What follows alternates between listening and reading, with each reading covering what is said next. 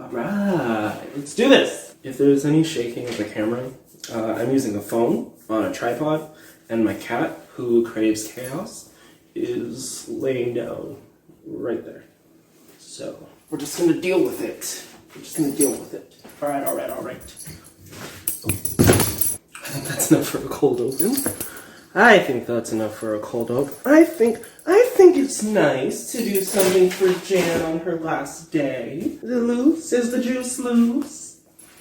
The juice is loose. Okay.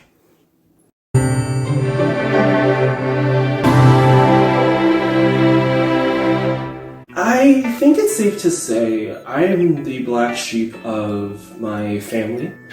Is that what you're wearing? What? My friend group? Is that what you're wearing? What? And honestly, a number of places. I'm not like other girls. I eat flour. Lately, it's been very apparent that I stand out in a number of group settings. Whether I'm in dance class like ballet and I'm the only boy, or I'm in a men's group at church and I'm the only one who wears brighter colors, or I'm the only one that can finish a whole box of Jolly Ranch in one sitting. Actually, apparently that's not normal, according to the man. A bit of background. I was, and am, very flamboyant, effervescent, expressive, some might even say extravagant. Take it easy, it's just a drawing. From the age of, like, 2. I grew up in a very strictly conservative home in Broward suburbs, and I was not really given the freedom to express myself, what made me me, or explore that side of myself in terms of self-expression. And that lasted about until I moved out for college. And so I moved from the suburbs of Broward to a college dorm in Miami. And moving to Miami, I was very fortunate in finding the best outlet for previously locked ways of self-expression, which was fashion and therapy, but that's a story for another day. Bright colors, fedoras tilted to the side, plaids, scarves, monochromes.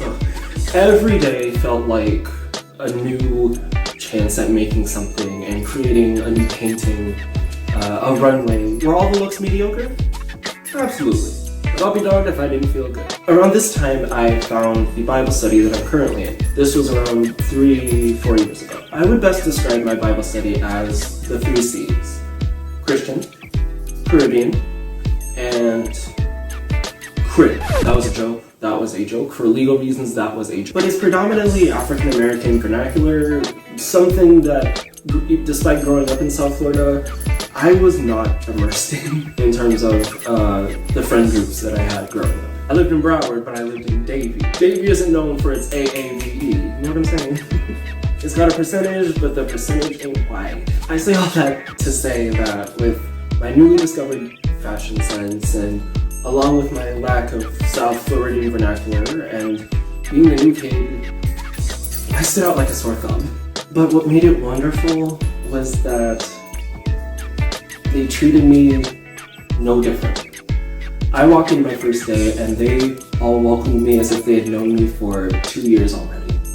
And it was simply wonderful. I will always say what makes my Bible study so successful and so amazing is how loving and encouraging everyone is from day one. They complimented my outfits, which is something that I A, wasn't used to, and B, dreaded for a long time. That uneasy feeling of standing out was virtually gone over time. And then, during quarantine and isolation, I realized that I was gender nonconforming. Something that is virtually non-existent in the Christian community, the African American community, and the Caribbean community.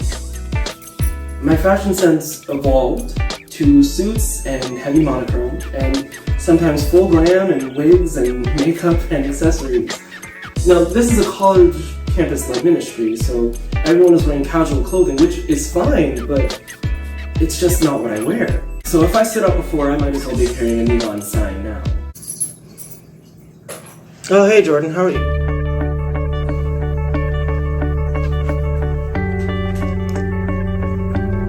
Well, actually, it was more like this. Oh, you a mess. You a whole mess. Oh my goodness. Cheap eBay wigs might not look good, but I will still buy them because I am poor. Dollar Store Couture is my brand, my hometown, and honestly, my tombstone. And so I grew in learning about makeup and wigs and the cosmeceuticals, and my aesthetic and fashion became more dynamic. Our Bible study merged with another one, so it's a whole new group of people to meet and a whole group of people to introduce myself to. Before, where I had friends that wouldn't treat me differently but knew me, I'm now kind of surrounded by people who don't treat me differently but are getting to know me. And while my friends still continue to not treat me differently, and I am so thankful to them for that, all of that kind of culminates into just kind of feeling like my loved ones don't really know what to do with me. Why didn't you return my call yesterday? I did, I sent you a text. Yeah, but you didn't call. Calling on the phone makes me uncomfortable. So you're in therapy? I am. Why? Why did you call me in the first place? Well, I texted you to see how you were doing, but all you sent was the thumbs down emoji. Yeah, what's the problem? Yeah, I used to be depressed too, but then I just realized I needed to rely on God more, you know? How am I supposed to know what you mean when all you sent is the thumbs down emoji? An emoji is worth 1,000 texts. How did your friends in Davie talk to you? He dumped her? On a Monday? In the rain? See, this generation wants our men to be soft. They got them dressing up like lollipop ladies. That's why there's so many of us in therapies, because the men in our lives are being treated to be soft and not men. Yes, I know that's right. Yes. Come on, somebody. You better tell me, yes. So, do you just not trust the body, or? Side note, the juxtaposition of wireless communication between my friends in Davie and my friends in Miami are... it just adds to the sore thumbness. Oh my word. You know, the Bible says not to conform to the patterns of this world, and I've been thinking about it for a long time, and honestly, I came to the conclusion that me giving up myself to make it easier for others to deal with me, or to make myself stand out less, solely to make other people more comfortable, would be the definition of conforming. So I'm not going to be doing that anytime soon. But it just feels like everyone fits in well together, and I'm just highlighted. I actually haven't really been feeling that encouraged to go to my Bible studies or church settings lately, just because of how uncomfortably different I feel from everyone else. I haven't been in a while, and I miss that. But would you? Honestly, you know what I need?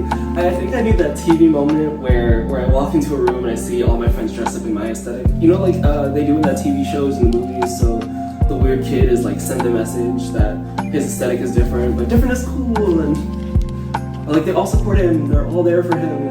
He's not as different as he feels. Just something to make it feel like there's an effort to understand me rather than just accept me. And something I wouldn't have to initiate. I think that's what I need.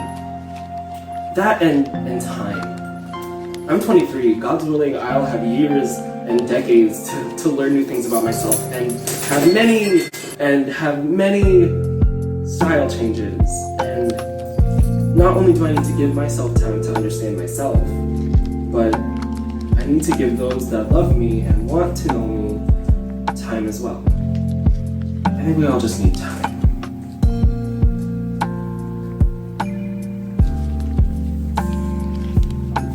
I don't know how to end videos. So we'll just end it now. Bye.